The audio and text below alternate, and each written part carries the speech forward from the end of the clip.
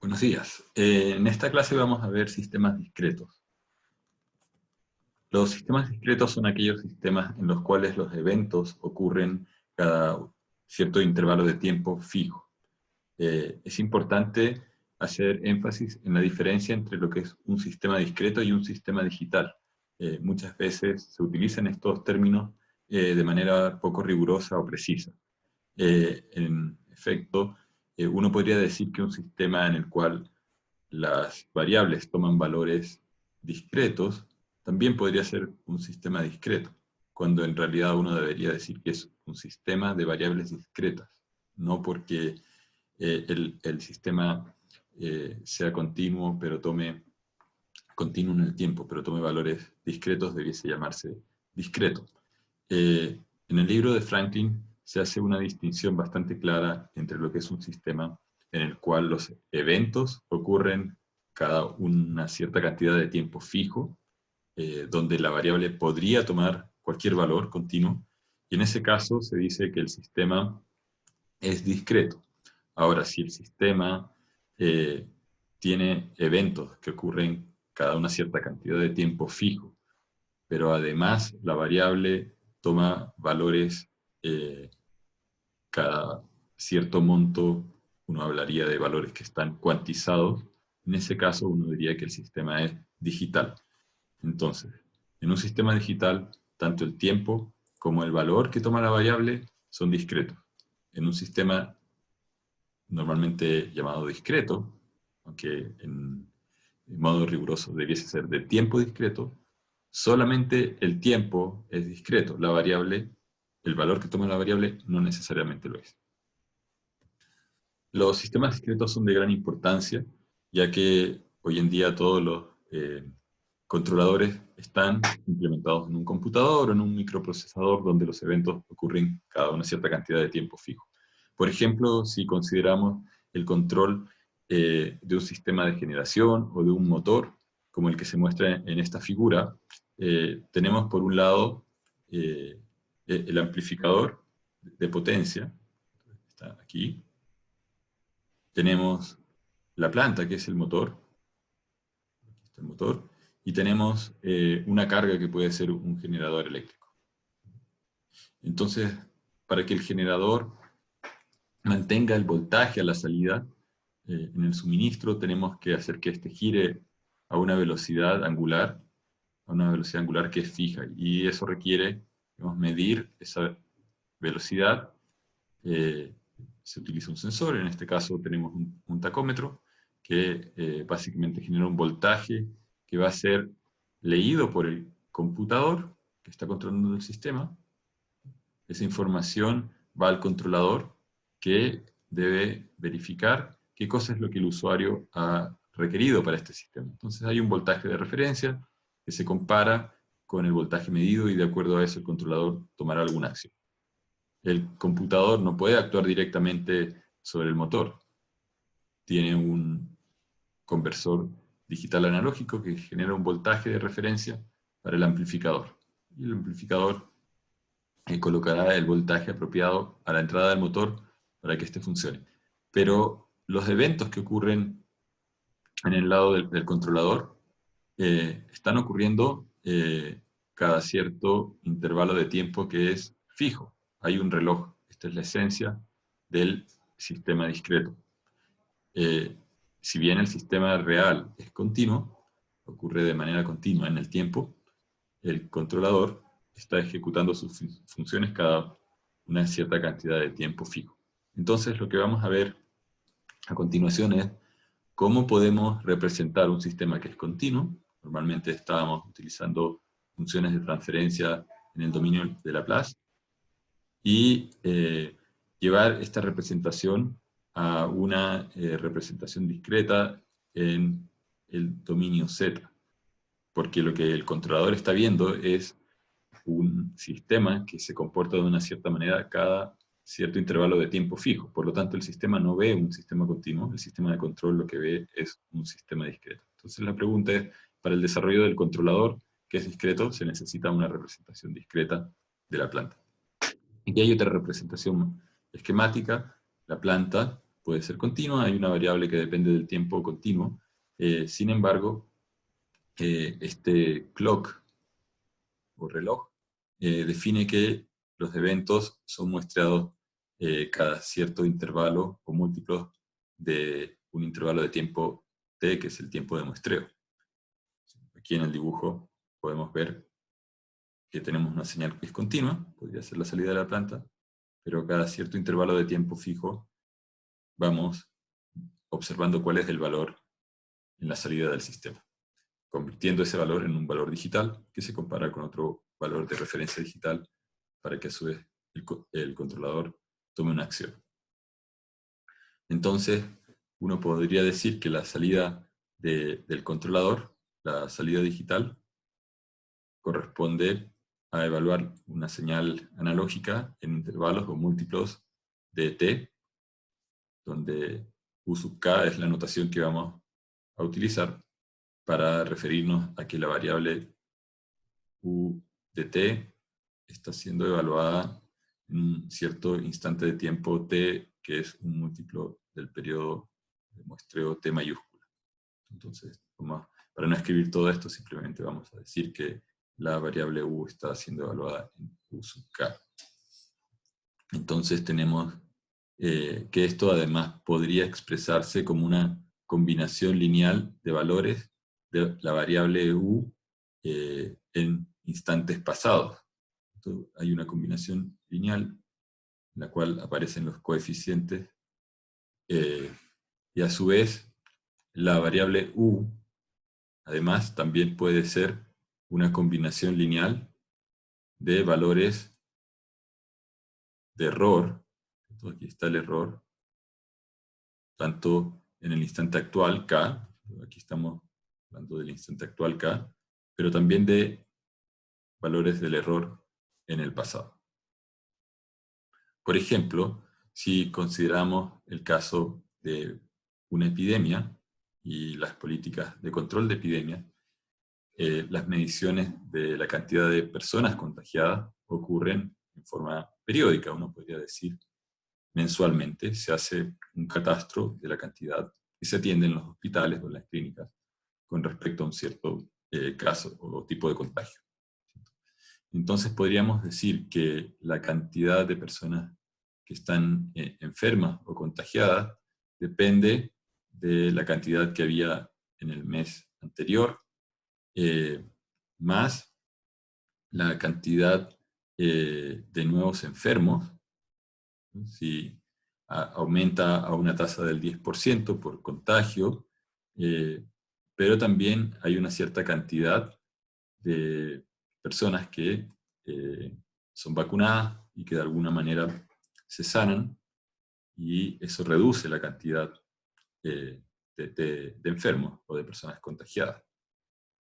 Por lo tanto, aquí tenemos un modelo discreto de un fenómeno que va ocurriendo en el tiempo, y podríamos decir que se podría implementar una política de vacunación en la cual la cantidad de vacunados va a depender de la cantidad de personas que estaban enfermas en el periodo anterior y de qué tan agresiva sea esa campaña de vacunación. Podríamos implementar una campaña muy fuerte en la cual exigimos que el 100% de los que estaban enfermos vaya a los centros o servicios hospitalarios y se atienda. Entonces podríamos tener C igual a 1, si fuese el 100%, podríamos tener C igual a 0,5, el 50%, o un valor menor. Veamos qué pasa entonces con la ecuación cuando nosotros incorporamos esta política de vacunación en ese término, ¿cierto? Entonces nuestra ecuación va a tener que la cantidad de personas enfermas era igual a la que había en el mes anterior, más los contagios, que son el 10%, menos 0,2 por los vacunados 2 meses atrás. Eso era lo que decía el modelo. Entonces, en este caso, con esta política de vacunación, si ponemos K-2, Aquí tenemos que poner K-1, pero evaluamos en K-2, así que es K-3. Aquí hay un -1. Entonces aparece C por I de K-3. Podemos juntar estos dos términos y tenemos entonces 1.1, la cantidad de enfermos en el mes inmediatamente anterior, menos 0.2 por el coeficiente de vacunación de los que estaban enfermos hace 3 meses o 3 periodos atrás. Podemos simular este proceso partiendo de una cierta condición inicial, de una cierta cantidad inicial de enfermos, y podemos ver que si nosotros colocamos una tasa de vacunación del 50%, el sistema se mantiene estable, quiere decir que la cantidad de enfermos no sube, no crece, pero tampoco disminuye. Si en cambio utilizamos valores de C mayores al 0,5, entonces la cantidad de enfermos va decreciendo, y si nuestra política de vacunación es poco agresiva, en cada mes siguiente va a ir aumentando la cantidad de enfermos. ¿Cómo podemos llegar a este valor de equilibrio? Bueno, para eso podemos tomar nuestra ecuación y asumir que la cantidad de enfermos en el instante inicial se mantiene en el instante anterior y el anterior. Teníamos la ecuación en la cual el I sub k era dependiente de I de k-1 y de I de k-3, pero supongamos que esos valores son siempre el mismo y no cambian. Entonces, si nosotros despejamos cuál es, aquí en primer lugar podemos dividir toda la ecuación por I sub 0, dividiendo por I sub 0, se cancelan estos términos, tanto al lado derecho como al lado izquierdo, y nos queda una expresión en la cual 0.2 es igual a menos, si pasamos este 1.1 para acá, sería igual a 1 menos 1.1. Entonces nos queda 0.2 igual a 0.1, o lo que es lo mismo que C es igual a 1 medio o 0.5. De esta manera encontramos que en el equilibrio, cuando los valores no cambian, entonces ese sería el valor de la constante C, que hace que el sistema no explote en cantidad de enfermos ni decrezca.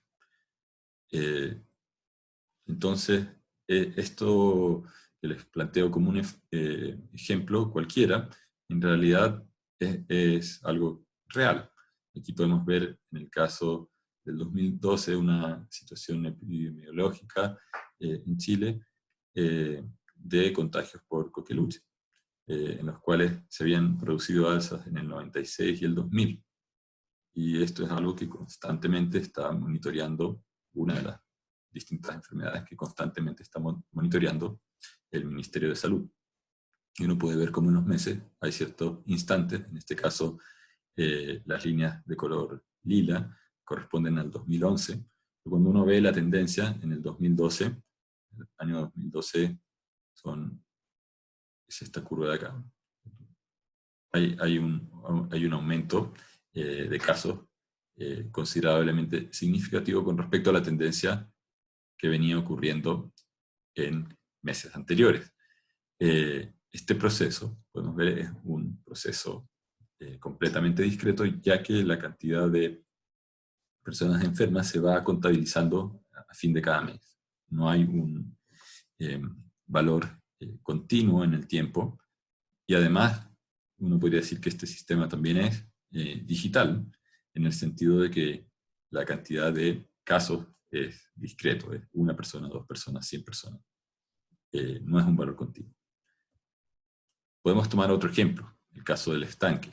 En el caso del estanque tenemos un fenómeno que es continuo. Habíamos visto que la variación del nivel de líquido en el estanque aumenta en proporción de la apertura de la válvula, pero disminuye o decrece en relación a la altura del líquido, que genera más presión sobre la salida. Teníamos el sistema del estanque, donde teníamos el líquido a un cierto nivel, H.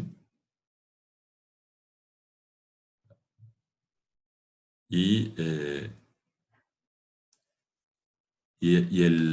la cantidad de flujo, la salida, está por esta relación. En realidad, por AS raíz de 2GH. La raíz de 2GH era la velocidad del flujo de salida, y el AS era el área de esta sección.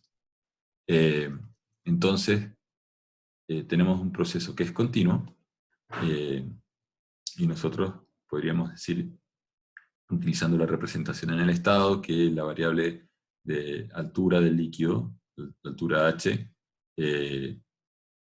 es nuestra variable de estado x1, y escribir todo esto en función de variables de estado de esta manera. Esto era algo que habíamos visto hace varias clases atrás. Ahora podríamos implementar un modelo discreto para los valores de la altura del líquido que va tomando el estanque, es decir, la altura del líquido actual en el instante K es igual a 0.9 el valor o la cantidad de líquido que teníamos en el instante K-1, en el instante anterior, más 0.2 la cantidad de líquido que está entrando a través de la válvula, o sea, de la posición que tenga la válvula en el instante justamente anterior, o K-1. Ya vamos a explicar cómo es que pasamos de la versión continua a la versión discreta, pero en términos generales esto tiene bastante lógica, en el sentido de que si tenemos una cierta cantidad de líquido, supongamos, ponemos una altura, valor 1, en el instante actual, y la válvula está cerrada, todo esto está en 0, entonces en el instante siguiente vamos a tener 0.9, porque estamos perdiendo líquido, y si vemos el instante siguiente vamos a tener 0.9 de lo que había, 0.9 de 0.9, quedará 0.81, y así sucesivamente, y el nivel va a ir bajando en este modelo de manera discreta. Ahora, si nosotros abrimos esta válvula y la abrimos a un valor 1, el 0.9 por 1, que era el valor inicial de la altura, nos da 0.9, pero más el 0.2 por 1 nos dejaría en 1.1. Entonces, si la válvula sigue abierta, entonces tendríamos 0.9 por 1.1 más 0.2, y el líquido, o la cantidad de líquido, va a ir subiendo. Por lo tanto, el modelo discreto tiene lógica. Y aquí podemos ver un ejemplo concreto en el cual estamos colocando la apertura de la válvula en un valor 1, la altura inicial en 10 metros, y el periodo de muestreo delta T cada 1 minuto.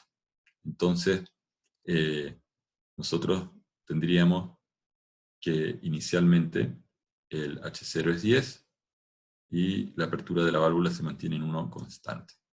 Entonces, vamos a tener 0.9 por 10 más el 0.2 nos daría 9.2 metros. Si bien la válvula está abierta, la altura o el nivel de líquido es tan grande que genera mucha presión sobre la salida, y por lo tanto partimos de un valor inicial de 10, pero después de 1 minuto tenemos un valor en la altura del líquido de 9.2.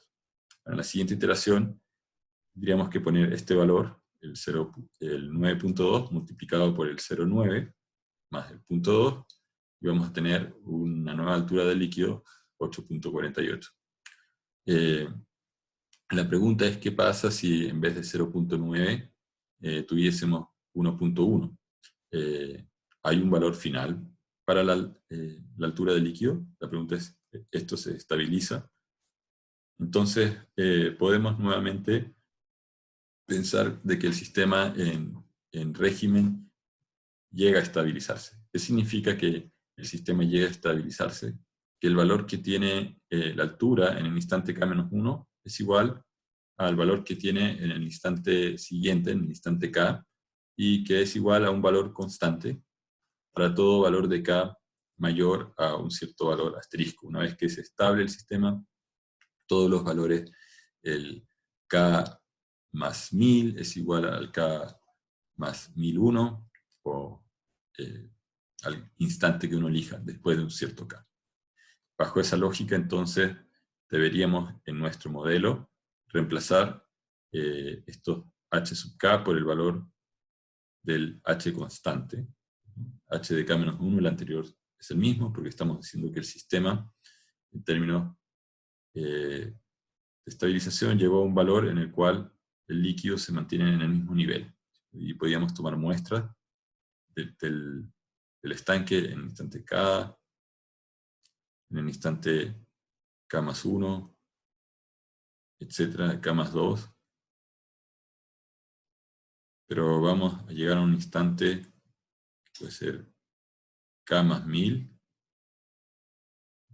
y ya ha pasado bastante tiempo, en el cual el nivel ya no cambia, y es igual al k más 1001,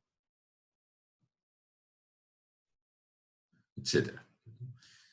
Entonces, podemos decir que en el instante k-1 y en el k tenemos el mismo valor, h, y la nueva ecuación entonces sería esta de acá, y que estamos fijando el valor de la válvula u de k menos 1, u de k más 1, u de k más 3, etcétera, en un valor fijo u bar. Entonces, efectivamente, podemos pasar este término al lado izquierdo, nos quedaría h menos 0.9h, o sea, 0.1h, y en el lado derecho nos queda 0.2 bar.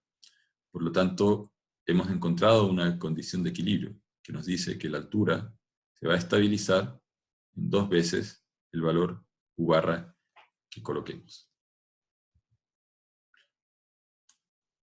Entonces, antes de proseguir con la representación en términos de funciones de transferencia discreta usando la transformada Z, solamente hacer referencia a las condiciones de equilibrio. Así como en el caso continuo nosotros decíamos que un sistema en variables de estado estaba en el equilibrio en un punto específico cuando el vector de estado no cambia, es esto igual a 0, eso significa que el estado no cambia. En el caso discreto, uno dice que el sistema está en equilibrio cuando el valor de estado, x sub k,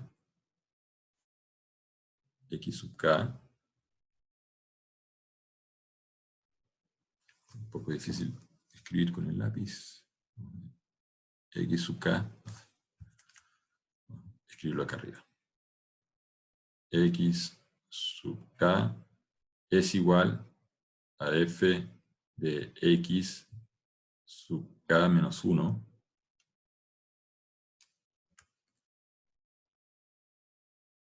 sub k menos 1.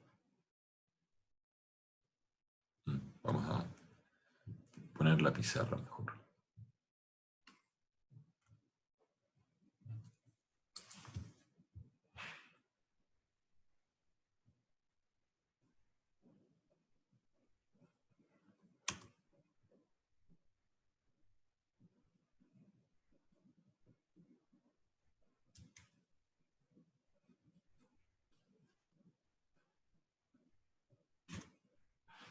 Vamos a ver cómo nos va con esta pizarra. Entonces, estábamos diciendo que un sistema continuo, x punto, igual a f de x, u, está en equilibrio cuando el vector de estado no cambia. La derivada del vector de estado, si el vector de estado es constante, si x es igual a un x asterisco constante,